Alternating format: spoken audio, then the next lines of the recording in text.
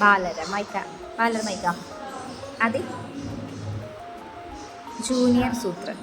ഇനി നമുക്ക് ചുറ്റുമുള്ള കാര്യങ്ങളെ പറ്റി പഠിക്കാം. ഞങ്ങളുടെ ചുറ്റുമാണോ സാറിൻ്റെ ചുറ്റുമാണോ?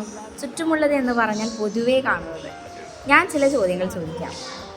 വായുവിൽ പറന്നു നടക്കുന്ന ഒരു സാധനത്തിൻ്റെ പേര് പറയും. വായിൽ പറന്നു നടക്കുന്നത് വായിൽ കയറിയ ഈച്ച. വായിലല്ല, വായുവിൽ ഭാരം കുറഞ്ഞ സാധനങ്ങളാണ് പറന്നു നടക്കുക. തീറ്റ കുറച്ചാൽ ഭാരം കുറയുമെന്ന് അമ്മ പറഞ്ഞു. ആ കുറയല്ല. ഉദാഹരണത്തിന് പഞ്ഞിക്കഷ്ണം പറന്നു നടക്കുന്നത് ഭാരം കുറഞ്ഞതുകൊണ്ടാണ്. അടുത്ത ചോദ്യം, വെള്ളത്തിൽ പൊങ്ങിക്കിടക്കുന്നത് എന്താണ്? തേങ്ങ അല്ല, കല്ല്. സൂത്രൻ പറഞ്ഞ ഉത്തരം ശരിയാണ്.